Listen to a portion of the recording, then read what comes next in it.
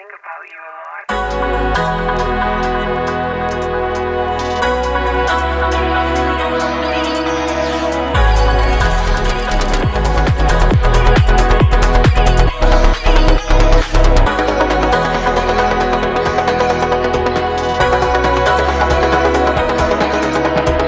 नमस्कार दोस्तों, मैं स्क्रीन फिक्सर से कृष्णा ठाकुर। आज हमारे पास एक पार्सल आया हुआ है जिसके अंदर सैमसंग S10 प्लस फ़ोन है जो कि एक हैंग एंड लोगो पर है। तो हमारे पास जो ये पार्सल आया हुआ है ये आया हुआ है हरिद्वार उत्तराखंड से। तो यहाँ पे आप देख सकते हैं ये आपका हरिद्वार उत्तराखंड से आपका फ़ोन आया हुआ है यहाँ पे। तो ऐसे ही अगर आपके पास कोई सेट होता है अपना, अगर आप हमसे अपना सेट रिपेयर कराना चाहते हैं तो आप हमारे जो एड्रेस है उस पर अपना पार्सल भेज के हमारे से फ़ोन रिपेयर करा सकते हैं। जो डीलर भाई होते हैं उनके लिए हमने काफ़ी डिस्काउंट रखा है, क्योंकि जो डीलर भाई होते हैं उनका हम 50% ऑफ से सारा काम कर रहे हैं। तो जो भी डीलर भाई हैं जो इच्छुक अपना फ़ोन रिपेयर करना चाहते हैं उनके लिए 50% डिस्काउंट है, वो अपना फ़ोन भेज कर हमसे रिपेयर करा सकते हैं। तो सबसे पहले इसको पार्सल को क्या कर लेते हैं, हम ओपन कर लेते हैं। तो अब दोस्तों वीडियो में बने रहें, तो आपको स्टेप बाय स्टेप सॉल्यूशन बताएंगे कि किस तरह से इसको सॉल्व करना है, क्योंकि ये जो फ़ोन है इसमें हैंग एंड लोगो पर है।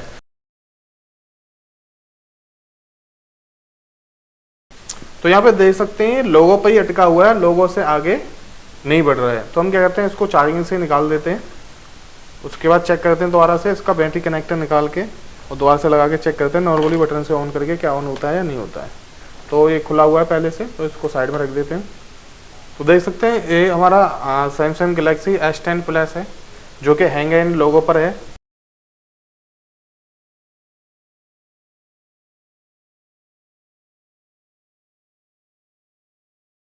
उसके बाद देख सकते हैं इधर CPU पे कुछ लगता है काम किया हुआ है, क्योंकि ऐसा लग रहा है हीट वगैरह मारी हुई है शायद। तो बाकी माइक्रोस्कोप को देखते हैं, माइक्रोस्कोप के नीचे रख के चेक करके प्रॉपर पता लगेगा इसके बारे में। क्योंकि स्टील हटाई है तो दोस्तों इसमें पता ही लग रहा है कि पहले से फ़ोन में काम हुआ है पर इसका ऑन नहीं हो पाया है किसी से। लगता है CPU भी क्या रखा है इसका। यहाँ पे देख सकते हैं ये CPU भी हो चुका है इसका, कितना सारा फ्लेक्स लगा हुआ है। तो इस तरह से काम करने से कोई फ़ायदा नहीं। इस तरह से काम करने से फ़ोन हमेशा क्या होता है, ख़राब ही होते हैं, न कि सही होते हैं। तो फ्लेक्स जो इसमें लगा हुआ है एक्स्ट्रा बहुत सारा, इसको सबसे पहले साफ़ कर लेते हैं।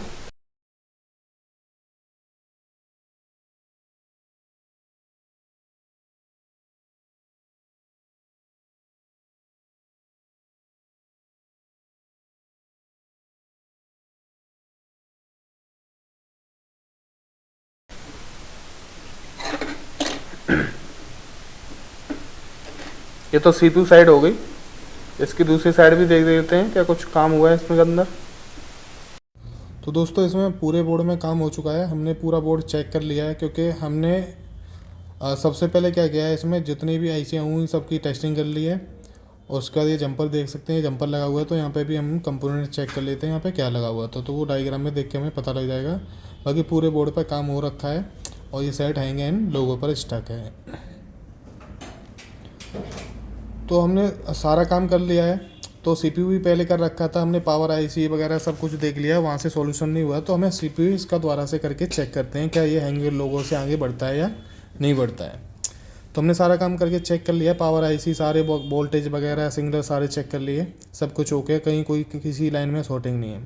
तो हम क्या करते हैं, इसका CPU दोबारा से कर देते हैं, क्योंकि कस्टमर ने ये CPU किया है। हो सकता है CPU स्टोरेज से ही दिक्कत हो, तो हम दोनों को रिमूव कर लेते हैं। अगर हमारा ये CPU करने के बाद भी अगर नहीं होता है तो आगे का जो स्टेप रहेगा, तो वीडियो बने रहें, वो भी आपको बताएंगे क्या करना होगा। तो सबसे पहले क्या करते हैं, इसकी रैम को हम हटा लेते हैं। रैम के बाद आपको CPU को भी हटा लेना है।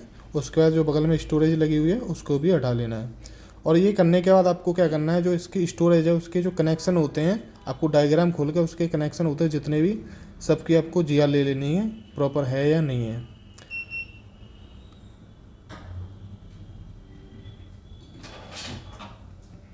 तो ये CPU को हम साफ़ कर लेते हैं फ्लेक्स डाल के। आयरन पे एक छोटी सी बॉल बना के इस पर फिरा देते हैं, जिससे सारी बॉलें क्या हो जाएंगी, एक जैसे हो जाएंगी। तो ऐसे करके आपको एक छोटी सी बॉल बनानी नहीं है, उसके आप पूरे CPU पे घुमा देनी है आपको।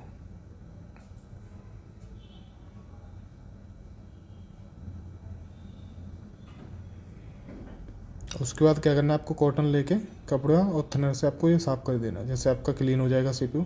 ये आपका सीपीयू रिवॉल्व होने के लिए एकदम रेडी है। ये सीपीयू की दूसरी साइड है, तो इसको भी हम साफ़ कर लेते हैं, क्योंकि बॉल हमें ड्राई दिख रही थी इसलिए हमने हार्ड ब्रश चलाया है। उसके बाद फ्लैक्स डाल के आपको क्या करना है, आयरन घुमा देना चारों तरफ।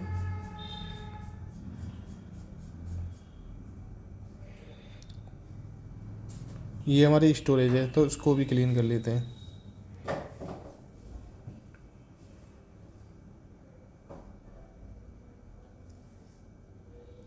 तो स्टोरेज को हम क्या करते हैं, रिवॉल्व कर देते हैं। रिवॉल्विंग के लिए जो हम टेम्परेचर रखेंगे यहाँ पे, यानी जो पीपीडी रखेंगे वो 183 रखेंगे।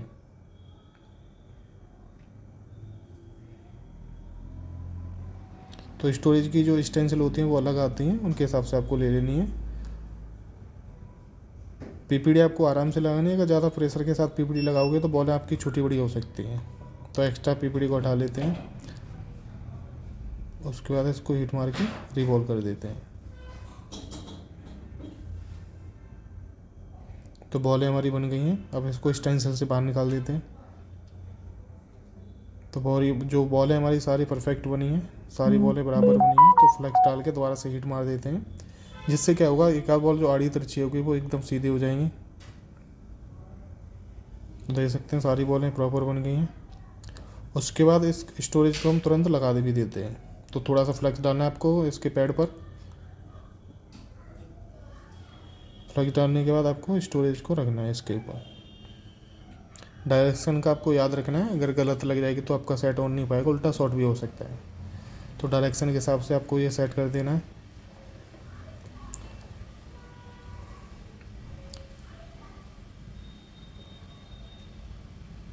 तो स्टोरेज हमने सेट कर लिया।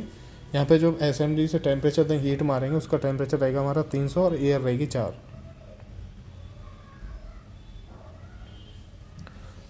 आपको स्टोरेज को थोड़ा सा सेक करके कंफर्म कर लेना है लगी है या नहीं लगी है। तो इस तरह से आपको क्या कर लेना है, थोड़ा सा सेक कर देना है। जब सेक हो जाए तो आपका कंफर्म हो जाएगा कि स्टोरेज आपकी लग चुकी है।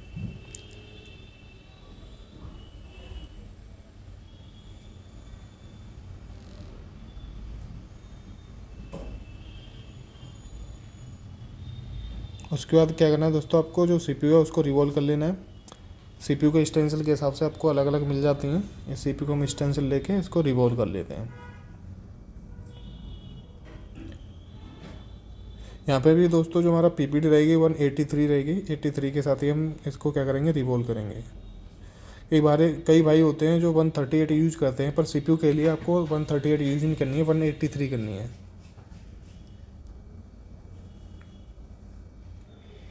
तो प्रॉपर आपको पीपीडी लगा देनी है। आपको प्रेशर के साथ या पीपीडी नहीं लगानी, क्योंकि छोटी बॉल है जो होती है हमारी छोटी बड़ी हो जाती हैं।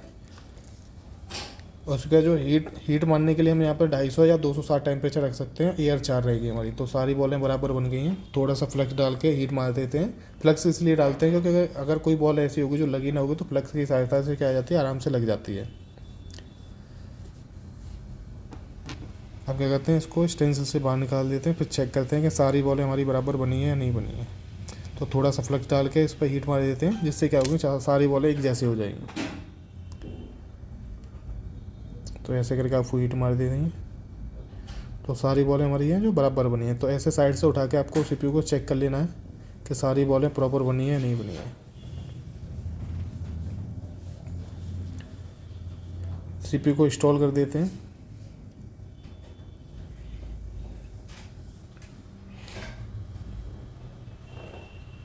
तो सीपीयू के ऊपर सबसे पहले पीसीबी के ऊपर, पैड के ऊपर थोड़ा सा फ्लक्स डालेंगे। फ्लक्स डालने के बाद तब इसके ऊपर हमें सीपीयू रखना है।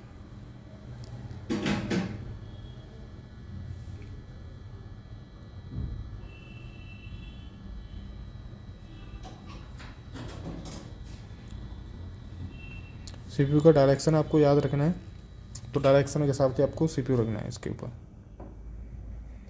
चारों साइड से बराबर आपको रख देना है, कहीं कम ज़्यादा नहीं होना चाहिए।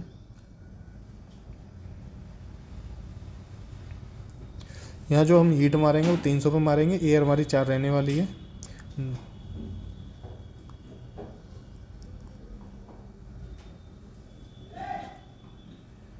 जब सीपीयू के नीचे फ्लैक्स है जो हमारा पॉपअप होने लग जाए तो आपको ट्वीजर से थोड़ा सा सेक करके कंफर्म कर लेना है सीपीयू प्रॉपर लग चुका है। तो ट्वीजर से हम कंफर्म कर लेंगे सेक करके, तो सेक करके हमने चेक कर लिया प्रॉपर सीपीयू लग गया। उसके बाद जो इसकी रैम है उसको हम रिवॉल्व कर लेते हैं। तो यहाँ पर रैम के लिए वही टेम्परेचर रहेगा, यानी कि जो हमारी पीपीटी रहेगी 183 ही रहेगी।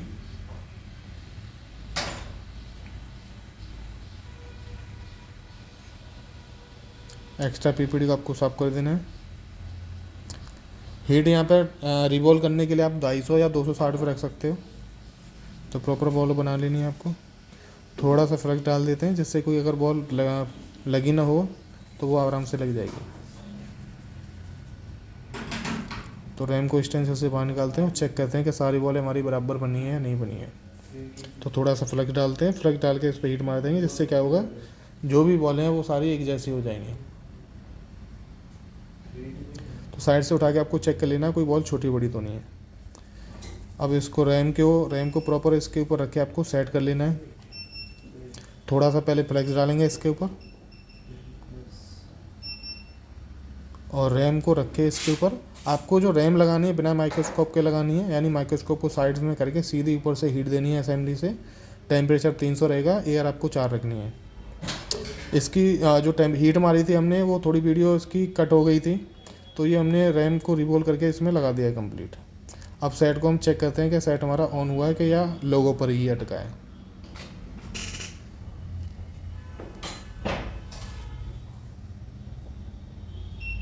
तो डीसी मशीन से चेक कर लेते हैं। ये फ़ोन हमारा लोगो पर ही है, आगे नहीं बढ़ा है, तो हम इसको फ्लैश करेंगे। दोस्तों हमने इस मोबाइल में सारा काम करके देख लिया, सीपीयू भी हमने दोबारा कर दिया और भी जो आईसियाँ थी वहाँ पे भी हमने रिवॉल्व करके और पूरा बोर्ड को चेक कर लिया प्रॉपर, और सीपीयू भी हमने दोबारा कर दिया। फिर भी उसके बाद ये सेट क्या है, आपका लोगो पर ही अटका है, उससे आगे नहीं बढ़ रहा है। तो इस कंडीशन में आपको क्या करना है, सेट को या तो हार्ड रीसेट करके देख लो या फ्लैश करके चेक कर लो। तो हमें अब ये सेट करना पड़ेगा फ्लैश। तो पहले हम कस्टमर से बात कर लेते हैं, फ्लैश करके ही ये ऑन होगा, क्योंकि इसके अंदर जो प्रॉब्लम आ रही है वो सॉफ्टवेयर से ही प्रॉब्लम आ रही है। और फ्लैश करने के बाद आपको चेक कराते हैं कि फ़ोन ऑन होता है या नहीं होता है। तो सबसे पहले आपको क्या करना है, साइट को फ्लैश करने के लिए सबसे पहले आपको लाना पड़ता है सेट को डाउनलोड मोड पर। तो कैसे लाना है डाउनलोड मोड पे, तो आपको दिखाते हैं। सेट को डाउनलोड मोड पर लाने के लिए आपको क्या करना है, सबसे पहले बैटरी कनेक्ट लगा देना है। इसमें बैटरी कनेक्ट लगाने के बाद डाउनलोड मोड के लिए आपको पावर की, वॉल्यूम माइनस की और ये विक्सी वाली की आपको ये प्रेस करनी है। तो ये तीनों बटनों को आपको दबाना है। और ये कब दबाना है, जब आप सिस्टम में आपको डेटा केबल कनेक्ट कर लेनी है और डेटा केबल लगा के आपको ये बटन प्रेस कर देने हैं और आपका सेट आ जाएगा डाउनलोड मोड पे।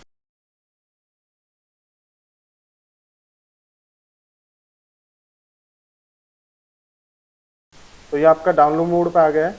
उसके बाद यहाँ पे लिखा आ रहा है आपका वॉल्यूम अप कंटिन्यू। तो आपको कंटिन्यू करने के लिए यानी डाउनलोड मोड पर ले जाने के लिए ये अब यहाँ पे वार्निंग का पेज आता है, तो आपको वॉल्यूम अब आपको प्रेस करना है। तो जब आप वॉल्यूम प्रेस कर दोगे आप, तो आपके फ़ोन में क्या होगा, इस तरह से डाउनलोड मोड का ये ऑप्शन आ जाएगा, नीचे लिखा आएगा डाउनलोडिंग, और सिस्टम में आपका क्या हो जाएगा, इसका पोर्ट शो हो जाएगा। तो सिस्टम में आपका चेक करा देते हैं। तो यहाँ पे ये मॉडम का ऑप्शन आ रहा है, तो यहाँ पे देख सकते हैं Samsung mobile USB modem save है। तो इसने क्या कर दिया, सिस्टम में आपका पोर्ट बना दिया। उसके बाद हमें क्या करना है, इसको हम करेंगे फ्लैश। तो सबसे पहले आपको क्या करनी है, फ्लैश फाइल इसकी डाउनलोड करनी है। अब हमें इस साइड को करना पड़ेगा फ्लैश, तो उसके लिए आपको क्या करनी है, इसकी फ्लैश फाइल डाउनलोड कर लेनी है। अब आपको जो फाइल डाउनलोड करनी है G975F इसका मॉडल है, तो उस हिसाब से आपको किसी भी वेबसाइट से डाउनलोड कर लेनी है, या सीधा आपको जाना है SAMFW, इस वेबसाइट पे जाओगे। ये आपकी जो पहली वाली वेबसाइट आ रही है samfw.com, इस पे क्या होते हैं, जो जितने भी सैमसंग की फर्मवेयर फाइल होती हैं सारी फाइलें आपको मिल जाती हैं। तो यहाँ पे आप टाइप करोगे इसमें G975F, तो यहाँ पे लिखा आ जाएगा आपका SM G975F black Galaxy S10 plus. तो S10 प्लस ये मॉडल है, इस पर आप क्लिक करना है। क्लिक करने के बाद आप नीचे आओगे, तो नीचे आने के बाद आपको ये लिस्ट आ जाएगी, तो आपको इसमें इंडिया वाली फाइल को सेलेक्ट करना है। तो यहाँ पे चेक करनी है कौन सी इंडिया की फाइल है। अगर आपको यहाँ पे नहीं मिलती है तो ऊपर जाना है सबसे पहले आपको, और ऊपर जाने के बाद यहाँ पे देखते हैं कहीं है, तो यहाँ पे आप देख सकते हैं INS यानी इंडिया, और कहीं है, कहीं और नहीं है। तो आपको क्या करना है, आपको INS पे क्लिक करना है, और उसके बाद आप देख सकते हैं इतने सारे ये मॉडल आपके आ जाएंगे। अब इसमें क्या होता है, बाइनरी का जो मैटर होता है, कौन सी आपकी फ़ोन की कौन सी बाइनरी है। अगर जैसे आपको नहीं पता है कौन सी बाइनरी है, तो आप इसको सेट को रिकवरी मोड पर ले जाने के बाद आप इसको चेक कर सकते हैं इसके अंदर कौन सी बाइनरी है, क्योंकि बाइनरी के हिसाब से आपके जो सैमसंग के सेट होते हैं वो फ्लैश होते हैं। तो फिलहाल हमने इसकी फाइल डाउनलोड कर ली है, ये वाली फाइल हमने डाउनलोड की है।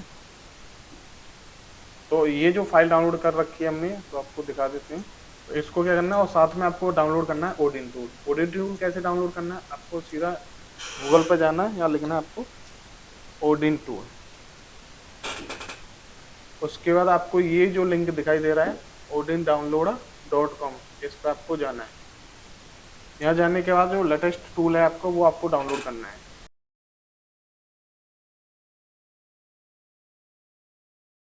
तो ये आपको क्या कर लेना है, यहाँ से डाउनलोड कर लेना है। तो हमने डाउनलोड करके रख लिया है, क्योंकि बड़ी फाइल होती है ये, 6 GB की फाइल है, तो इसमें टाइम लगता है, इसलिए हमने दोनों क्या कर लिए हैं, यहाँ पे डाउनलोड कर लिए हैं।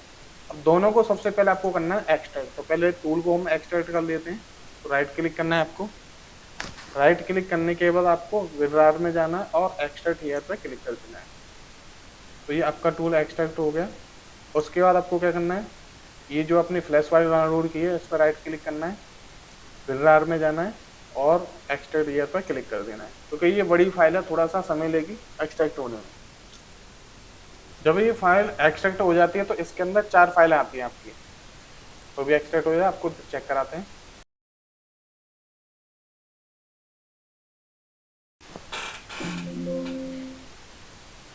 तो ये देख सकते हैं यहाँ पे 4 फाइलें आ गई आपकी, AP, BL, CP और CSC। तो CSC की 2 आती हैं, होम CSC और एक CSC। तो इसमें से आपको क्या करना है, ओडिन टूल में जाना है। ये आपका इंस्टॉल नहीं होता, डायरेक्टली आपका क्या होता है, ओपन होता है। तो ये आपका ये रहा, इसको डबल क्लिक करना है। तो उसके बाद इसको ओके कर देना है। जब आप इसे ओके करके दोगे तो इस तरह से आपका खुल के आ जाएगा। जितने भी सैमसंग के आपके सेट होते हैं वो सारे सेट ओडिन टूल से ही फ्लैश होते हैं, आपको कहीं और जाने की जरूरत नहीं है। तो सबसे पहले आपको BL पे क्लिक करना है। उस फोल्डर के अंदर आपको जाके BL वाली फाइल ले ली है। तो ये आपकी BL फाइल है, इस पर डबल क्लिक कर देना है। तो थोड़ी देर बाद यहाँ पे ये आ जाएगी, थोड़ी सी प्रोसेसिंग चलती है इसके अंदर। ये AP फाइल है, तो AP फाइल पर आपको क्लिक करना है और इधर से आपको AP फाइल ले लेनी है। ये बड़ी फाइल होती है AP फाइल, तो थोड़ा सा समय लेती है आने में, थोड़ा सा वेट करना है आपको। तो ये AP फाइल आ चुकी है, अब आपको लेनी है CP। तो CP पे आपको क्लिक करना है और इधर से आपको CP जो फाइल दिखाई दे रही है इस पर डबल क्लिक करना है। तो CP भी इसमें ऐड हो जाएगी, CP ऐड हो गई।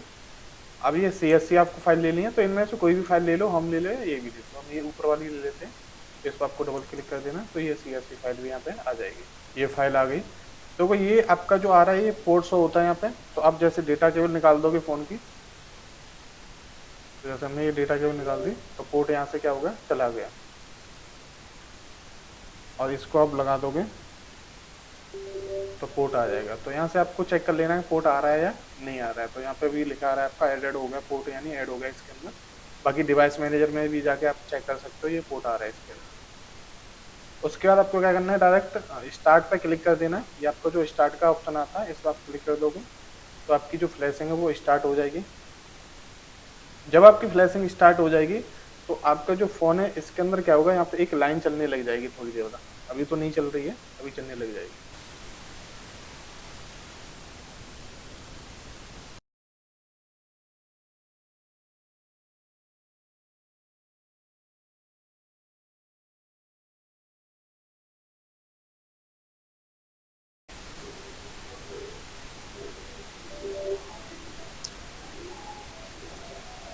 दोस्तों फ्लैशिंग डन हो गई है यहाँ पे, और यहाँ पे आपका फ़ोन क्या हो रहा है, रिस्टार्ट हो रहा है। तो देख सकते हैं ये सैमसंग का लोगो आ गया।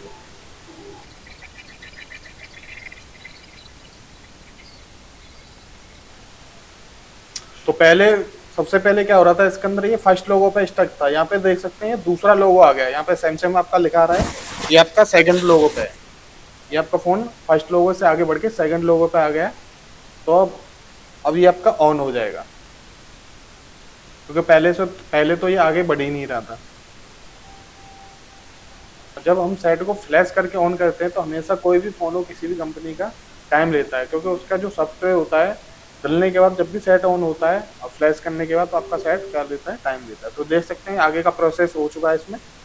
तो अभी ये आपका प्रोसेसिंग हो रहा है फ़ोन। तो देख सकते हैं आपका फ़ोन हो गया है ऑन। तो इसमें क्या प्रॉब्लम थी, सॉफ्टवेयर से ही प्रॉब्लम आ रही थी और सॉफ्टवेयर के कारण किसी भाई को दिखाया हुआ कहीं पे, उसने सीपीयू वगैरह करके देख लिया।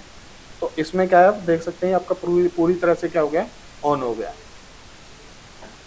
तो दोस्तों अगर आपके पास कोई सैमसंग का सेट आता है या किसी भी कंपनी का आता है, अगर आपने उसका सीपीयू भी कर लिया, सारी चीज़ें चेक कर ली, उसके बाद ही अगर आपका सेट लोगों से आगे नहीं बढ़ रहा है, तो आपको क्या करना पड़ेगा, या तो उसको हार्ड रीसेट करना पड़ेगा रिकवरी मोड पर जाके, या उसको फ्लैश करके चेक करना पड़ेगा। जैसे कस्टमर का कहना था मुझे डेटा बहुत इंपॉर्टेंट है, तो हमने कस्टमर को बताया भाई तुम्हारा डेटा तो मिल नहीं पाएगा, क्योंकि आपके जो प्रॉब्लम आ रही है सेट में वो सॉफ्टवेयर से ही आ रही है, फ्लैश करने के बाद ही ऑन होगा। तो कस्टमर ने एग्री बोला हमसे। तो उसके बाद हमने क्या किया, इसको फ्लैश किया और फ्लैश करने के बाद आपके सामने ये रिजल्ट है, ये सेट क्या हो गया आपका, ऑन हो गया। ये देख, तो अगर आपके पास कोई भी सेट आता है तो प्रॉपर आपको चेक कर लेना है। जैसे इसका सीपीयू पहले हो चुका था, फिर भी हमने दोबारा से इसका सीपीयू किया था, बाकी पूरे बोर्ड की और टेस्टिंग की थी, बाकी आईसियाँ देखी थी, कहीं कोई डैमेज तो नहीं है, सब सारी चीज़ें हमने चेक कर ली थी। उसके बाद हम श्योर हो गए कि इसमें जो प्रॉब्लम आ रही है वो हार्डवेयर से नहीं सॉफ्टवेयर से। तो हमने फ्लैश किया, सेट ऑन हो गया। तो दोस्तों इसी तरह की इंटरेस्टिंग वीडियो देखने के लिए हमारे चैनल को सब्सक्राइब करें, एंड आपको वीडियो कैसी लगी हमें कमेंट करके जरूर बताएं, और वीडियो को लाइक एंड शेयर करें। जिन भाइयों के पास कोई भी फ़ोन होता है डायरेक्ट हमसे आप रिपेयर करा सकते हैं, या जो डीलर भाई होते हैं वो भी अपने पार्सल भेज के हमारे पास फ़ोन अपने रिपेयर करा सकते हैं। Thank for watching.